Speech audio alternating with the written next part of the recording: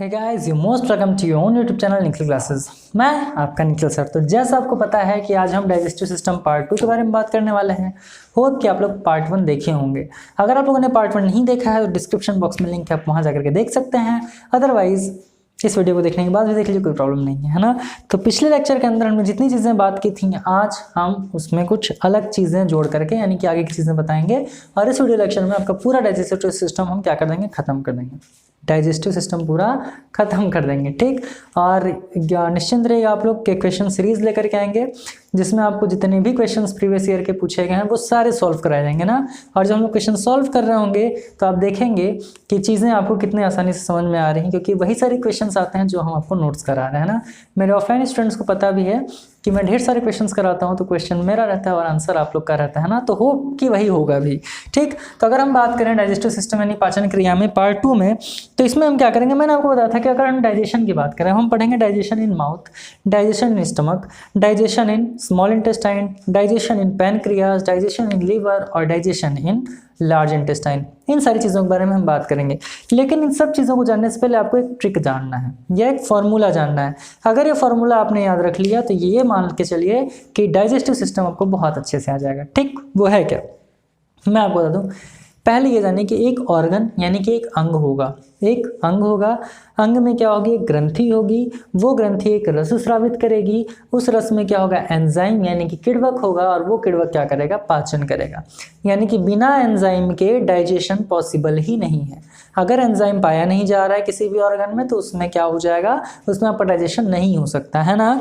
तो पहला अगर हम बात करें, पहले पार्ट की बात करें तो पहला पार्ट है आपका digestion in mouth. Digestion in mouth, इसका मतलब क्या होता है, इसका मतलब होता है मुख में पाचन, है ना। एक क्वेश्चन पूछा हुआ था कि ये बताइए मुख में किसका पाचन होता है, या तो ये क्वेश्चन पूछा था कि बताइए मुख में कौन सा एंजाइम पाया जाता है।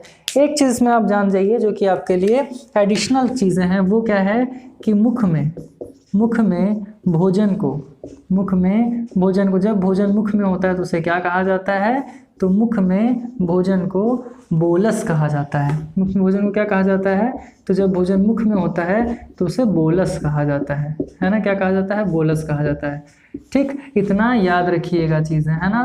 तो ये भी क्वेश्चन आपसे पूछ सकता है, अभी तक तो पूछा नहीं बट पूछ सकता है कि मुख में जब भोजन होता है उसे क्या कहते हैं, उसे बोलस कहा जाता है। अब मुख में पाचन की हम बात करेंगे तो मैंने आपसे क्या बताया था, मैंने आपको बताया एक अंग होगा, एक अंग होगा यानी कि कौन सा अंग होगा, तो मुख। ये क्या है, एक अंग होगा यानी माउथ। इसमें क्या होगी, एक ग्रंथि होगी, एक ग्रंथि होगी। मुख में कौन सी ग्रंथि होती है, तो ये होती है लार ग्रंथि। कौन सी ग्रंथि होती है, लार ग्रंथि। इसे क्या बोलते हैं, सैलिवरी ग्लैंड। ये क्या होता है, ये होता है माउथ। ये क्या होता है, ये होता है ग्लैंड। ये कौन सी ग्रंथि है, तो सैलिवरी ग्लैंड, ठीक। और ये ग्लैंड क्या करेगी, तो एक रस स्रावित करती है। इसको रस को इंग्लिश में क्या कहते हैं, जूस कहते हैं। और वह रस कौन सा होता है, यानी कि लार ग्रंथि, यानी कि मुख में कौन सा रस होता है, तो ये आपका होता है लार, जिसे हम बोलते हैं सलाइवा। क्या बोलते हैं, सलाइवा। तो क्या हो गया, एक अंग होगा, उसमें एक ग्रंथि होगी, ग्रंथि एक रस स्रावित करेगी, और रस में क्या होगा, रस में एंजाइम होगा। रस में क्या होगा, एंजाइम। मैं नीचे लिख रहा हूँ, याद रखिएगा, है ना। इसे क्या बोलेंगे, एंजाइम को किण्वक बोलते हैं। पिछले क्लास में मैंने आपको बताया था कि एंजाइम क्या होता है, तो ये केमिकल सब्सटेंस होता है जो क्या करता है, डाइजेशन में हेल्प करता है। तो एक अंग होगा, उसमें ग्रंथि होगी, ग्रंथि रस स्रावित करेगी, रस में क्या होगा, एंजाइम। तो क्वेश्चन पूछता है कि बताइए मुख में कौन सा एंजाइम पाया जाता है, तो मुख में जो एंजाइम पाया जाता है उसे बोलते हैं लार अमाइलेज। क्या कहते हैं, लार अमाइलेज होता है। तो मुख में कौन सी एंजाइम पाया जाता है, तो इसे बोलते हैं सैलिवरी अमाइलेज, ठीक। इसी को और क्या कहते हैं, तो और करके लिख लीजिएगा, इसी को बोलते हैं टाइलिन। क्या बोलते हैं, टाइलिन बोलते हैं। तो याद रख लीजिएगा कि मुख में कौन सा एंजाइम पाया जाता है। क्वेश्चन क्या है, मुख में कौन सा एंजाइम में किण्वक पाया जाता है, तो टाइलिन पाया जाता है या फिर लार अमाइलेज पाया जाता है ना। तो क्वेश्चन में मान लीजिए अगर ऑप्शन में आपके टाइलिन ना दिया हो तो ऑप्शन में आपको क्या दिया होगा, तो ऑप्शन में आपको लार अमाइलेज जरूर दिया होगा, ठीक है। तो मुख में कौन सा एंजाइम पाया जाता है, लार अमाइलेज या फिर टाइलिन पाया जाता है। उसके बाद पूछे जाएगा आपसे क्वेश्चन, कई बार पूछा हुआ है कि बताइए मुख में किसका पाचन होता है। मुख में किसका पाचन होता है? डाइजेशन होता है। तो मुख में पाचन होता है स्टार्च का। मुख में किसका पाचन होता है? स्टार्च का, और इसी को हिंदी में कहते हैं मंड का पाचन होता है। तो मुख में किसका पाचन होता है? मंड या फिर स्टार्च का।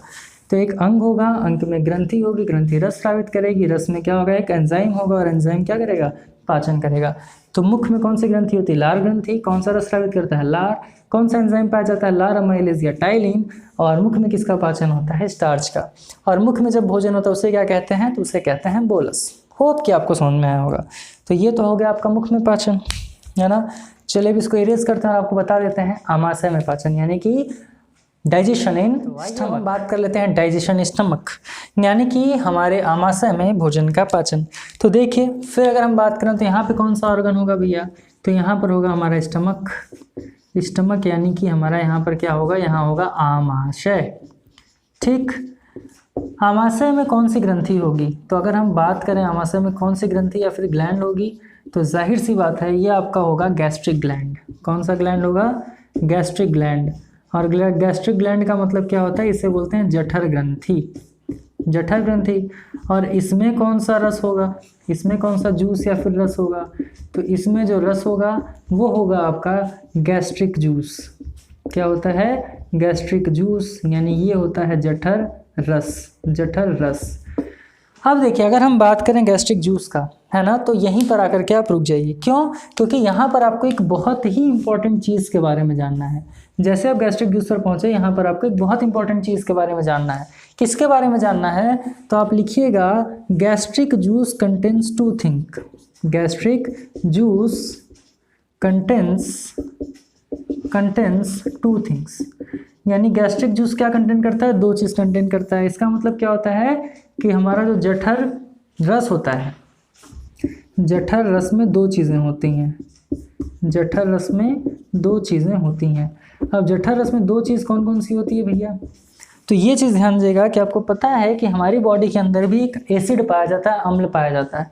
एसिड का काम क्या होता है? अगर हम बात करें, एसिड जो होता है अगर उसे अपने हाथों पर गिराया जाए तो हाथ पूरा गल जाएगा, है ना। लेकिन हमारे पेट में यानी आमाशय में भी एक अम्ल है, और वो अम्ल कौन सा है? वो कहाँ पाया जाता है? तो ये आपके पाया जाता है गैस्ट्रिक जूस में। और वो कौन सा है भैया? कौन सा अम्ल है? तो पहला चीज़ पाया जाता है HCl। इसे बोलते हैं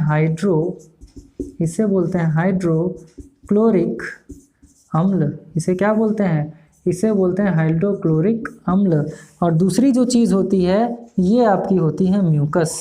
इसे क्या कहते हैं? ये आपका होता है म्यूकस। आ रही बात समझ में? तो ये चीज़ बताइए कि हमारे गैस्ट्रिक जूस में यानी जठर रस में क्या होता है? दो चीज़ होता है, एक होता है HCl और दूसरा क्या होता है? म्यूकस होता है। ठीक, अब हाइड्रोक्लोरिक अम्ल जो होता है इसका काम क्या होता है? तो ये आपको जानना ज़रूरी है ना कि अगर हाइड्रोक्लोरिक अम्ल HCl होता है तो इसका काम क्या होता है। तो जानिएगा एक चीज़ ध्यान से कि जो हमारा HCl होता है ना, हेडिंग डालिएगा HCl, और HCl का पहला काम क्या होता है? HCl का पहला काम होता है acidify the food. Acidify the food, यानी यह क्या करता है? यह भोजन को अम्लीयता प्रदान करता है। भोजन को अम्लीयता प्रदान करता है। ठीक, दूसरा काम क्या होता है? तो दूसरा इसका जो काम होता है ये क्या करता है? Activate enzyme to digest protein. इसका मतलब क्या होता है कि यह किसको एक्टिवेट कर देता है? किण्वक को एक्टिवेट कर देता है, यानी यह किण्वक को सक्रिय बना देता है। ठीक, किसके लिए बना देता है? तो प्रोटीन का पाचन करने के लिए। ठीक, इट मीन्स ये क्या कर रहा है भैया? ये आपका क्या कर रहा है? पहला काम कर रहा है कि एसिडिफाई द फूड, यानी कि भोजन को अम्लीयता प्रदान करता है। दूसरा काम क्या कर रहा है? Activate enzyme to digest protein, यानी कि जो एंजाइम होता है उसे एक्टिवेट कर देता है कि क्या करे? प्रोटीन का पाचन करे। तो अब आपको पता चल गया होगा कि स्टमक में किसका पाचन होगा? प्रोटीन का पाचन होगा। तीसरा काम क्या करता है? तो आप जितने भी भोजन करते हो उसके साथ जो भी जीवाणु या बैक्टीरिया जाता है उनको ये नष्ट करता है। यानी यह क्या करता है? यह जीवाणुओं को नष्ट कर देता है। जीवाणुओं को क्या कर देता है? नष्ट कर देता है। आ रही बात समझ में? तो हमारा जो आमाशय यानी कि स्टमक होता है, इसमें गैस्ट्रिक ग्लैंड पाया जाता है, और गैस्ट्रिक ग्लैंड में कौन सा जूस पाया जाता है? गैस्ट्रिक जूस पाया जाता है। और गैस्ट्रिक जूस में दो चीज़ें पाई जाती हैं, एक होता है HCl जिसे बोलते हैं हाइड्रोक्लोरिक अम्ल, दूसरा होता है म्यूकस यानी म्यूकस। तो हाइड्रोक्लोरिक अम्ल का पहला काम क्या होता है? एसिडिफाई द फूड यानी कि भोजन को अम्लता प्रदान करता है। दूसरा होता है activate enzyme to digest protein, यानी कि एक किण्वक को सक्रिय बना देता है क्या करने के लिए? प्रोटीन का पाचन करने के लिए। तीसरा होता है किल बैक्टीरिया, यानी ये जीवाणु को क्या कर देता है? नष्ट कर देता है। दूसरी पार्ट की अगर हम बात करें होता है म्यूकस। तो म्यूकस का काम क्या होता है? हाइड्रोक्लोरिक अम्ल में होप कि आपको तीन चीज़ें समझ में आई होंगी। म्यूकस का काम क्या होता है? तो यह भोजन को चिकनाहट प्रदान करता है, चिकनाहट प्रदान करता है। ठीक, तो ये भी आपको जानना ज़रूरी था। ठीक, यानी कि क्या करता है? तो emulsification of food. Emulsification of food का मतलब क्या होता है? भोजन को चिकनाहट प्रदान करता है। ठीक, अब जैसा कि मैंने आपको पहले बता दिया था कि जो मुख में भोजन होता है तो उसे हम क्या कहते हैं? बोलस कहते हैं। अब यहाँ पर बात आता है कि आमाशय में भोजन को क्या कहते हैं? यानी कि जब भोजन कहाँ होता है? हमारे आमाशय में होता है, यानी स्टमक में होता है, तो क्या कहा जाता है? तो इसे चाइम कहा जाता है। क्या कहा जाता है? चाइम कहा जाता है ना। तो जब आमाशय में भोजन होता है इसे क्या कहा जाता है? चाइम कहा जाता है। ठीक, तो इसमें आपको क्या जानना था? डाइजेशन स्टमक की बात करें तो आमाशय में पाचन तो क्या हो गया? स्टमक में ग्रंथि होती है, कौन सी? गैस्ट्रिक ग्लैंड यानी कि जठर ग्रंथि। कौन सा रस होता है? जठर रस होता है। दो चीज़ होता है, HCl होता है और म्यूकस होता है। हाइड्रोक्लोरिक अम्ल का काम क्या होता है? एसिडिफाई द फूड यानी कि भोजन को अम्लता प्रदान करता है। दूसरा activate enzyme to digest protein, यानी यह किण्वक को सक्रिय बना देता है प्रोटीन का पाचन करने के लिए। तीसरा होता है किल बैक्टीरिया, यानी जीवाणु को नष्ट कर देता है। म्यूकस का काम क्या होता है? यह भोजन को चिकनाहट प्रदान करता है, इमल्सिफिकेशन ऑफ फैट। और फूड।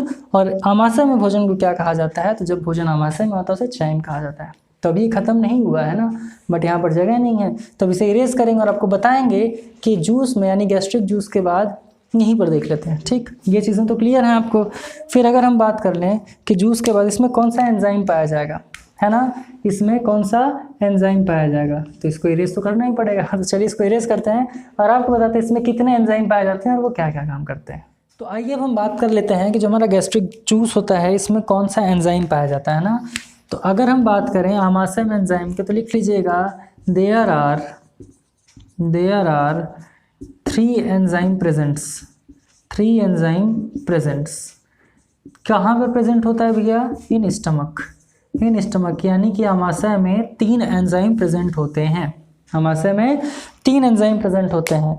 कौन कौन से होते हैं? तो पहला आपका होता है पेप्सिन। पहला क्या होता है? पेप्सिन। दूसरा होता है आपका रेनिन। दूसरा क्या होता है? रेनिन। और तीसरा क्या होता है? तो तीसरा आपका होता है गैस्ट्रिक लाइपेज, यानी इसे बोलते हैं जठर लाइपेज। इसे क्या बोलते हैं? इसे बोलते हैं जठर लाइपेज। ये आपका होता है रेनिन। क्या होता है? रेनिन। और ये क्या होता है? ये आपका होता है पेप्सिन। एक चीज़ मैं आपको बता दूं याद करने का तरीका, तो जिसके भी लास्ट में सिन इन ये सब आ रहा है ना, जैसे पेप्सिन, रेनिन, ट्रिप्सिन, ये किसका पाचन करते हैं? ये प्रोटीन का पाचन करते हैं। ये किसका पाचन करेंगे? प्रोटीन का पाचन करेंगे। और जिसके लास्ट में आता है एज, लाइपेज, लैक्टेज, माल्टेज, ये किसका पाचन करते हैं? या तो फैट का करेंगे या फिर कार्बोहाइड्रेट का करेंगे, है ना। तो मुख में जब मैंने बताया किसका पाचन होता है? स्टार्च का पाचन होता है, मंड का पाचन होता है। तो वो क्या है? वो एक किसका पार्ट है? वो कार्बोहाइड्रेट का पार्ट है ना। किसका पार्ट है? कार्बोहाइड्रेट का पार्ट है। और मैंने बताया तो उसमें कौन सा एंजाइम पाया जाता है मुख में? तो टाइलिन या फिर सैलिवरी अमाइलेज पाया जाता है। ठीक, तो क्या क्या पाया जाता है? तो पहला जो आपका एंजाइम होता है वो पेप्सिन पाया जाता है। तो पूछा जाता है कि पेप्सिन कहाँ पाया जाता है? तो आमाशय में पाया जाता है। अब इसका साउंड इन है तो ये किसका पाचन करता होगा? तो जैसे जो ठोस चीज़ों में प्रोटीन पाया जाता है, क्योंकि भाई जाहिर सी बात है, मैंने बताया कि इन आ रहा है तो किसका पाचन करेगा? प्रोटीन का पाचन करेगा। अब किसका पाचन करेगा? तो जो ठोस चीज़ हम खाते हैं, ठोस पदार्थ हम खाते हैं, उसमें जो प्रोटीन होता है उसका पाचन करता है। जैसे अगर बात कर लें दाल खाते हैं तो दाल में जो प्रोटीन होता है उसका पाचन पेप्सिन करता है। फिर अगर बात करें आप लोग चिकन या मटन खाते हैं उसमें जो प्रोटीन होता है उसका पाचन कौन करता है? पेप्सिन करता है।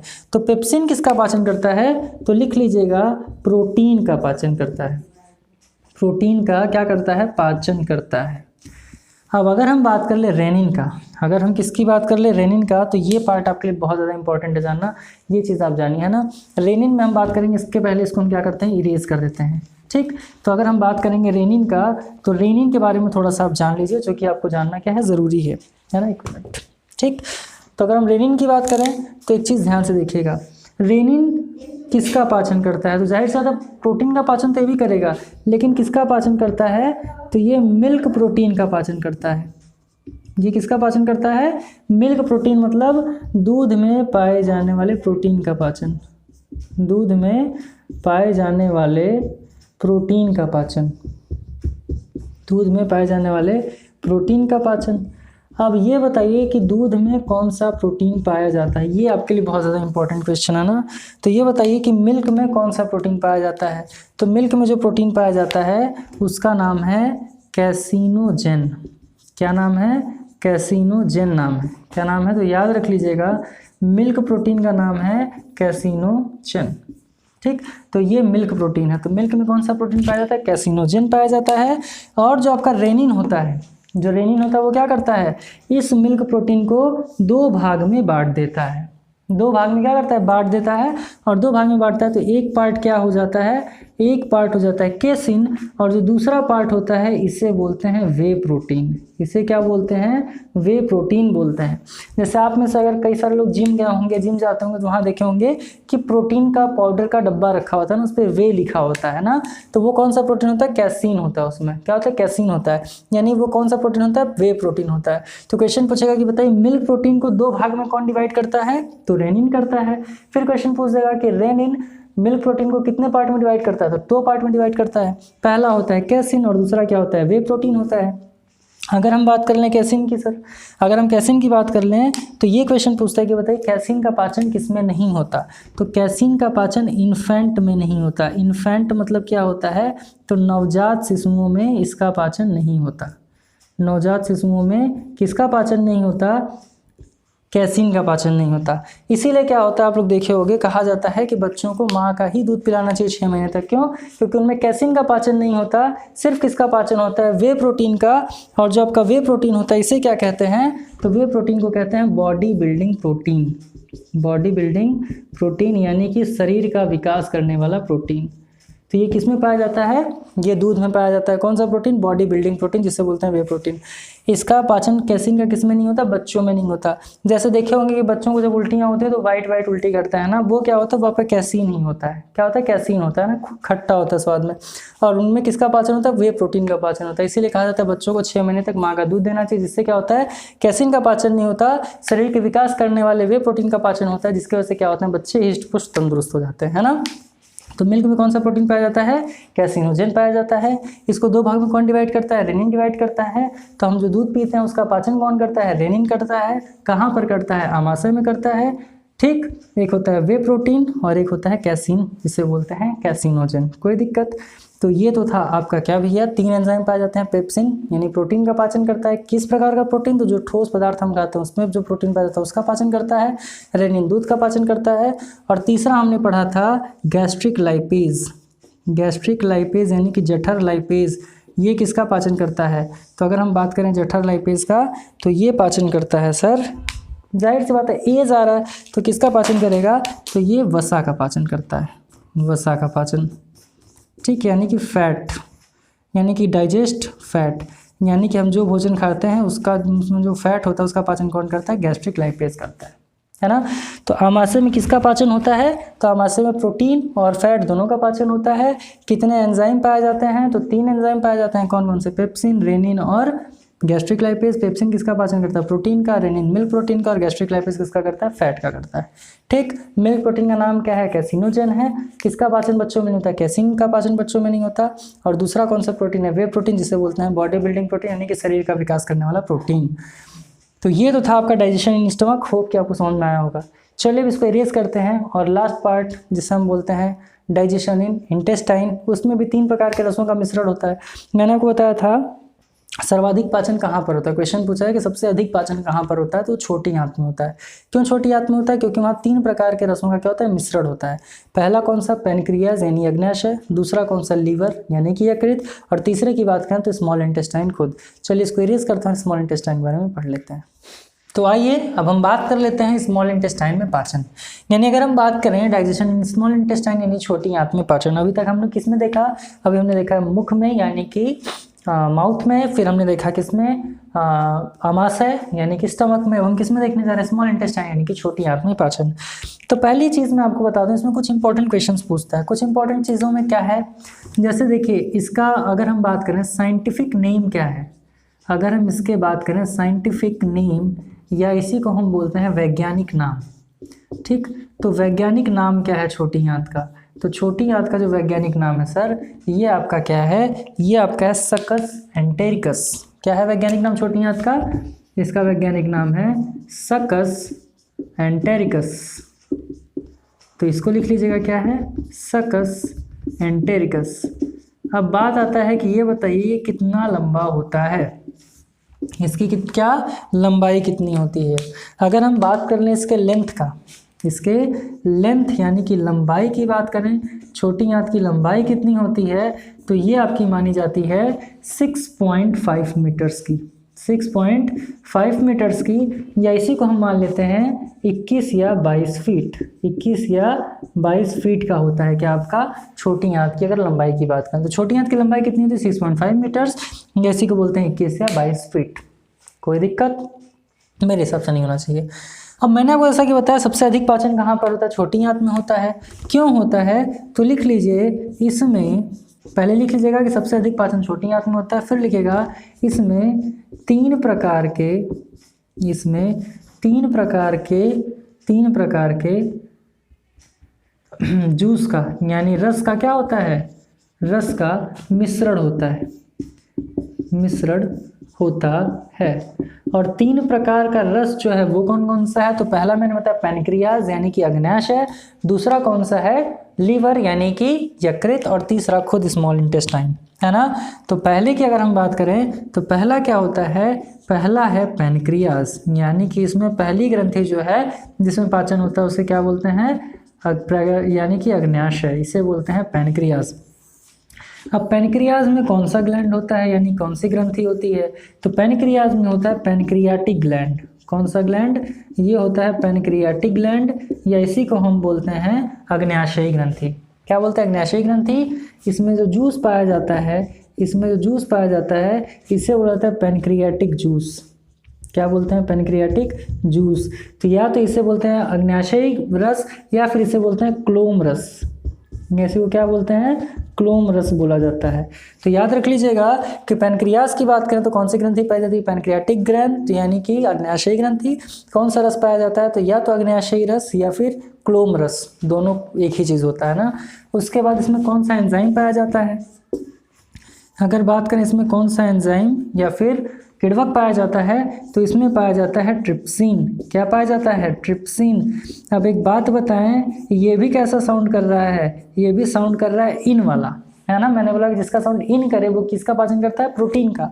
तो ट्रिप्सिन किसका पाचन करता है, तो ट्रिप्सिन भी प्रोटीन का ही पाचन करता है, लेकिन किस प्रकार के प्रोटीन का पाचन करता है, तो ये चीज़ याद रखिएगा कि जो ट्रिप्सिन होता है ये पेप्सिन का भाई होता है। ट्रिप्सिन किसका भाई होता है, पेप्सिन का भाई होता है। यानी कि जिस प्रोटीन का पाचन आमाशय में पेप्सिन नहीं कर पाता, उसका पाचन छोटी आंत में कौन करता है, ट्रिप्सिन करता है। मैं छोटी आंत क्यों बोल रहा हूँ, इसलिए बोल रहा हूँ क्योंकि छोटी आंत में क्या है, पैनक्रियाज अपना रस स्रावित करता है, जिसकी वजह से उसमें किसका पाचन होता है, यानी कौन सा एंजाइम पाया जाता है, ट्रिप्सिन पाया जाता है ना। तो पूछा जाए कि पैनक्रियाज में कौन सा एंजाइम होता है, तो ट्रिप्सिन होता है। ट्रिप्सिन क्या होता है, तो पेप्सिन का भाई है, जिसका पाचन आमाशय में पेप्सिन नहीं कर पाता, उसका पाचन छोटी आंत में कौन करता है, ट्रिप्सिन। जैसे मान लीजिए आपका कोई भाई है, उसको कोई मार दे, तो आप छोड़ेंगे क्या उसको, नहीं ना। तो आप बोलेंगे अरे मेरे भाई को मारा, चलो हम तुमको मारेंगे ना। तो पेप्सिन पाचन नहीं कर पाया तो कौन करेगा, उसका पाचन ट्रिप्सिन करेगा। और जाहिर सी बात है ये किसको डाइजेस्ट करेगा भैया, किसका डाइजेशन यानी कि पाचन करेगा, तो जाहिर सी बात है ये पाचन करेगा प्रोटीन का। किसका पाचन करेगा, प्रोटीन का। तो किस प्रकार के प्रोटीन का, तो भोजन में उपस्थित प्रोटीन का पाचन, जिसका पाचन आमाशय में इसका भाई यानी कि पेप्सिन नहीं कर पाता है ना। तो पैनक्रियाज की बात करें, अग्न्याशय कौन सी ग्रंथि होती है, पैनक्रियाटिक ग्लैंड यानी कि अग्न्याशय ग्रंथि। कौन सा रस होता है, तो पैनक्रियाटिक जूस यानी कि क्लोम रस बोलते हैं। कौन सा एंजाइम पाया जाता है, ट्रिप्सिन। और किसका पाचन करता है, तो प्रोटीन का पाचन करता है।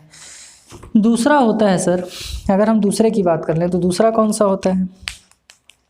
दूसरा होता है आपका लीवर। दूसरा होता है आपका लीवर, और लीवर को बोलते हैं यकृत। तो ध्यान से देखिएगा, यकृत में कौन सी ग्लैंड यानी कि कौन सी ग्रंथि होती है? तो ये होती है बाइल ग्लैंड। कौन सी ग्लैंड होती है? बाइल ग्लैंड, या इसी को बोलते हैं पित्त ग्रंथि। कौन सी ग्रंथि? पित्त ग्रंथि, है ना। तो अगर हम बात करें लीवर यानी यकृत में कौन सी ग्रंथि होती है? पित्त ग्रंथि होती है। इसमें कौन सा जूस यानी कि रस होता है?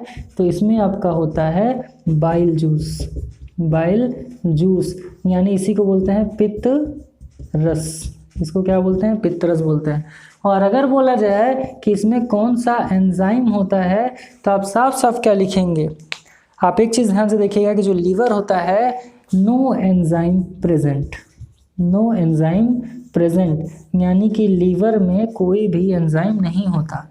अरे भैया, जब लीवर में कोई भी एंजाइम होता ही नहीं है तो ये काम क्या करता है? क्योंकि मैंने आपको क्या बताया कि भोजन का पाचन करने के लिए एंजाइम होना ज़रूरी है, यानी भोजन के डाइजेशन के लिए एंजाइम की ज़रूरत है। बट अगर एंजाइम है ही नहीं तो पाचन करेगा किसका? तो जाहिर सी बात है कि लीवर में पाचन होता ही नहीं है। लीवर में पाचन नहीं होता है तो लीवर का काम क्या होता है? तो लीवर का एक क्रिया होता है, कार्य होता है, जिसे कहते हैं फंक्शन। और ये फंक्शन क्या होता है? तो जो लीवर का कार्य होता है वो आपका होता है emulsification of fat. Emulsification of fat यानी क्या करता है? तो ये लिख लीजिएगा, मैं यहाँ पर नहीं लिख पा रहा हूँ, तो लिखिएगा कि इमल्सिफिकेशन ऑफ फैट यानी कि लीवर का कार्य क्या होता है? तो यह वसा को इकट्ठा करके छोटे छोटे टुकड़ों में क्या कर देता है? बांट देता है। वसा को इकट्ठा करके छोटे छोटे टुकड़ों में बांट देता है, उसी को बोलते हैं इमल्सिफिकेशन ऑफ फैट। तो लीवर का काम क्या होता है? लीवर में जूस तो पाया जाता है जिसे कहते हैं बाइल जूस यानी कि पित्त रस, लेकिन ये क्या करता है? पाचन नहीं करता। क्यों? क्योंकि इसके पास एंजाइम नहीं होता। तो करता क्या है? इमल्सिफिकेशन ऑफ फैट यानी कि क्या करता है? वसा को छोटे इकट्ठा करके छोटे छोटे पार्ट में बांट देता है। देखते हैं कई लोग बोलते हैं अरे यार पेट पे थोड़ी चर्बी चढ़ गई है ना, चर्बी जम गई है, या फिर कुछ लोग बोलते हैं यार बहुत ज़्यादा फैट हो गया है ना। तो वो क्या होता है? वो किसका काम होता है? तो वो लीवर का ही काम होता है। अब लीवर फैट को इकट्ठा क्यों करता है? क्योंकि लीवर का मानना क्या था? लीवर का मानना था कि जो इंसान होते हैं अगर हम उनका फैट इकट्ठा करेंगे तो ये क्या करेंगे? उससे नई ऊर्जा प्राप्त करेंगे, यानी कि नई एनर्जी क्या करेंगे? गेन करेंगे। लेकिन हम लोग क्या है भैया? लेजी इंसान। अपना काम करने में बहुत बड़ी बात है, उन्होंने ऊर्जा कहाँ से इकट्ठा करेंगे ना। तो लीवर अपना काम कर रहा है और हम लोग क्या कर रहे हैं? देखते जा रहे हैं ना। तो क्या हो रहा है? लीवर की बात करें तो कौन सा ग्लैंड होता है? बाइल ग्लैंड यानी कि पित्त ग्रंथि। कौन सा रस होता है? तो बाइल जूस यानी पित्त रस। नो एंजाइम प्रेजेंट, कोई एंजाइम नहीं होता। काम क्या होता है? Emulsification of fat. Emulsification of fat का मतलब क्या हो गया? कि वसा को इकट्ठा करके छोटे छोटे टुकड़ों में क्या कर देता है? बांट देता है। अब तो तीन प्रकार के रस में पहला क्या हो गया? पैनक्रियास। दूसरा क्या हो गया? लीवर। तीसरा क्या होता है? तो खुद स्मॉल इंटेस्टाइन होता है, यानी कि खुद क्या होता है? छोटी आंत होती है।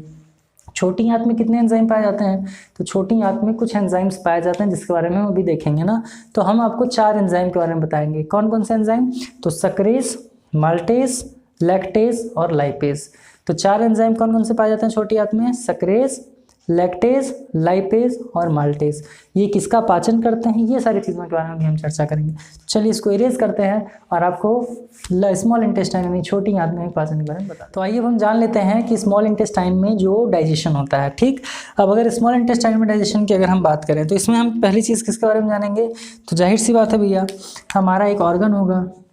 ऑर्गन क्या होगा? तो हमारा जो ऑर्गन है वो है स्मॉल इंटेस्टाइन यानी कि छोटी आंत, है ना। इसमें कौन सी ग्रंथि होगी? इसमें कौन सी ग्लैंड होगी? तो इसमें जो ग्लैंड होती है उसे बोलते हैं इंटेस्टाइनल ग्लैंड। क्या होता है? इंटेस्टाइनल ग्लैंड, यानी इसी को हम क्या बोलते हैं? इसी को हम बोलते हैं आंत ग्रंथि। क्या होती है? आंत ग्रंथि होती है। फिर अगर हम बात कर लें सर इसमें कौन सा जूस यानी कौन सा रस पाया जाता है? कौन सा रस पाया जाता है? तो इसमें पाया जाता है इंटेस्टाइनल जूस। इंटेस्टाइनल जूस यानी कि इसी को बोलते हैं आंत रस। इसी को क्या बोलते हैं? इसी को बोलते हैं आंत रस पाया जाता है ना। तो स्मॉल इंटेस्टाइन में कौन सी ग्रंथि होती है? इंटेस्टाइनल ग्लैंड होता है। कौन सा जूस होता है? इंटेस्टाइनल जूस होता है। अब हम बात कर लेते हैं इसके एंजाइम का। अब हम किसकी बात कर रहे हैं? इसके एंजाइम का, कि इसमें कौन सा एंजाइम पाया जाता है। तो लिख लीजिएगा, there are 4 enzymes. There are 4 enzymes in small intestine, छोटी आंत में हमें 4 एंजाइम के बारे में पढ़ना है। ठीक, इसके अगर हम ट्रिक की बात करें तो ट्रिक क्या हो जाएगा, जैसे देखिए स्मॉल से क्या बना, स्मॉल इंटेस्टाइन, तो इसका जो ट्रिक होगा वो क्या होगा, SM, ए को मान लीजिए आप क्या, छोटू सा मान लीजिए ना, तो क्या हो जाएगा, यानी कि ए को हम क्या मान लेते हैं, अगर साइलेंट मान लेते हैं तो ट्रिक आपका क्या बन गया, स्मॉल।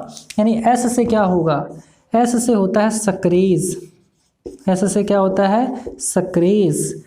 M से होता है माल्टेज, M से क्या होता है, M से होता है माल्टेज।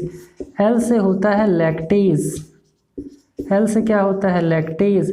और इस L से क्या होता है, तो इससे होता है लाइपेज, इससे क्या होता है, इससे होता है लाइपेज। अब समझिए इसके बारे में क्या करके। अगर हम सक्रेज की बात करें तो सक्रेज किसका पाचन करता है, तो ये क्या, ये चारों एंजाइम है, ये चारों क्या एंजाइम है तो पाचन तो करेगा। तो सक्रेज किसका पाचन करता है, सक्रेज पाचन करता है सर सुक्रोज का। सक्रेज किसका पाचन करता है, सुक्रोज का पाचन करता है। और सुक्रोज किसमें पाया जाता है, तो सुक्रोज पाया जाता है ग्लूकोज एंड फ्रक्टोज में। किसमें पाया जाता है, ग्लूकोज एंड फ्रक्टोज में क्या पाया जाता है, सुक्रोज पाया जाता है। तो स्मॉल इंटेस्टाइन में किसका पाचन होता है, ग्लूकोज और फ्रक्टोज का। यानी कि कौन सा एंजाइम पाचन करता है, सक्रेज। किसका पाचन करता है, सुक्रोज का। अब माल्टेज किसका पाचन करेगा, तो आप लोग को इसका आंसर पता होगा, माल्टेज पाचन करेगा माल्टोज का। माल्टेज किसका पाचन करेगा, माल्टोज का पाचन करेगा। और माल्टोज किसमें पाया जाता है, माल्टोज पाया जाता है ग्रेप शुगर में। माल्टोज किसमें पाया जाता है, ये पाया जाता है ग्रेप शुगर में। ठीक, अब अगला अगर हम बात करें लैक्टेज का, तो लैक्टेज किसका पाचन करेगा, तो जाहिर सी बात है लैक्टेज पाचन करेगा लैक्टोज का। लैक्टेज किसका पाचन करेगा, लैक्टेज पाचन करेगा लैक्टोज का।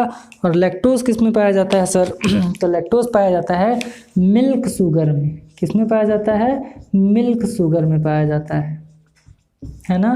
फिर समझिए सक्रेज किसका पाचन करेगा, सुक्रोज का यानी ग्लूकोज एंड फ्रक्टोज का। माल्टेज किसका पाचन करता है, माल्टोज का यानी ग्रेप शुगर का।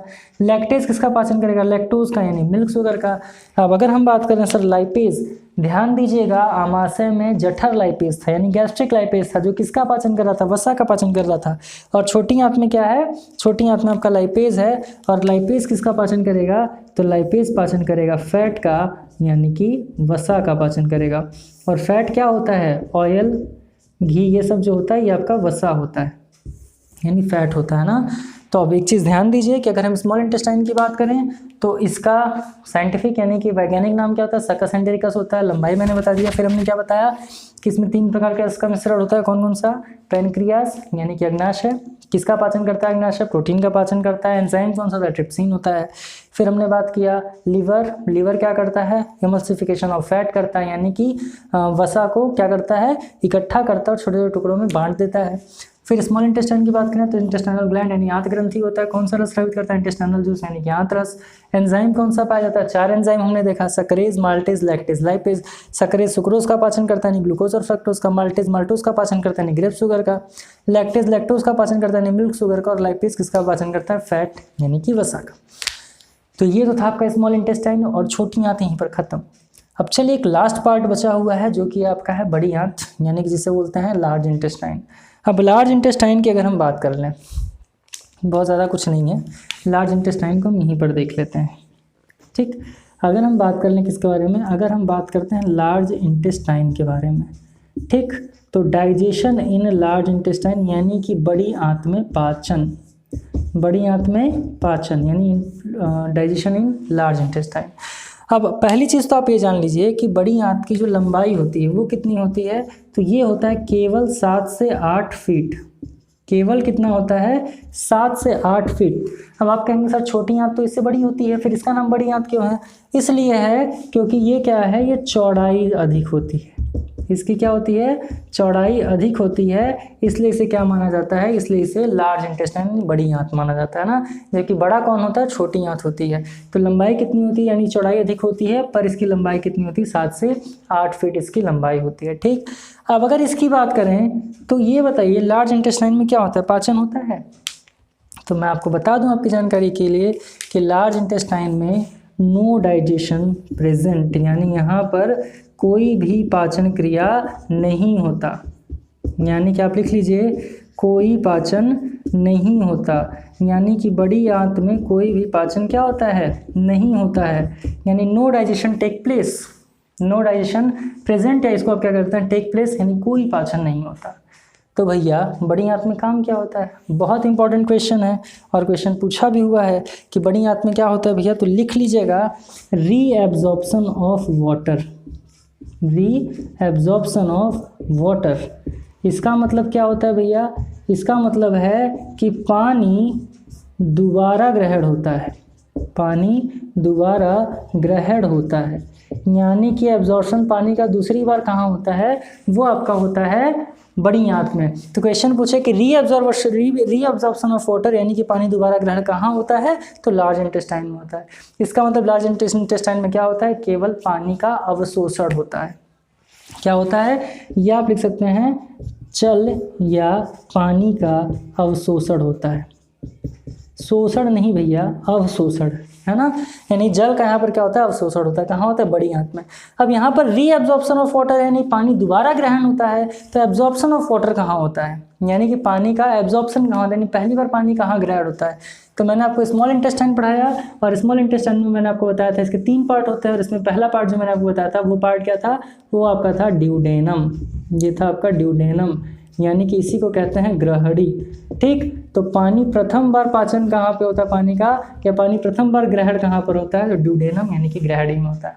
तो एब्जॉर्प्शन ऑफ वाटर पूछे, एब्जॉर्प्शन ऑफ वाटर कहाँ होता है, तो ड्यूडेनम यानी ग्रहणी में। रीएब्जॉर्प्शन ऑफ वाटर पूछे, यानी कि पानी का दोबारा ग्रहण कहाँ पर होता है, तो लार्ज इंटेस्टाइन में।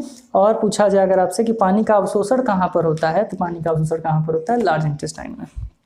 ये था आपका पूरा डाइजेस्टिव सिस्टम, और पूरा डाइजेस्टिव सिस्टम मैंने कोशिश किया है कि आपको एक भी चीज़ ना छोड़ी जाए और सारी चीज़ों को एकदम डिटेल में कराया जाए। होप कि आपको ये सारी चीज़ें समझ में आएगी, क्योंकि मैंने पूरा प्रयास किया है कि आपको ऐसे तरीके से समझाया जाए कि आपको समझने में थोड़ी सी भी दिक्कत या परेशानी ना हुई हो, और उम्मीद करते हैं कि नहीं हुई होगी। कमेंट सेक्शन में कमेंट करके ज़रूर बताइए कि वीडियो आपको पसंद आया कि नहीं, और चीज़ें आपको समझ में आई कि नहीं। चीज़ें समझ में आई तो बहुत अच्छी बात है, नहीं आए तो वीडियो को एक बार आप फिर से जा करके देखिए, सारी चीज़ें आपको क्लियर हो जाएंगी। अगर आप चैनल पर नए हैं तो कहने की ज़रूरत नहीं है, बट फिर भी मैं कह रहा हूँ कि एक बार चैनल को सब्सक्राइब कर दें, और वीडियो पसंद आई हो तो अपने दोस्तों में भी ज़रूर शेयर करें। तो चलिए, जल्दी ही मुलाकात होगी आपसे अगले वीडियो लेक्चर के अंदर एक नए टॉपिक के साथ। तब तक खुश रहें, मस्त रहें, जल्दी मुलाकात होगी अगले वीडियो लेक्चर में। All the best, thank you.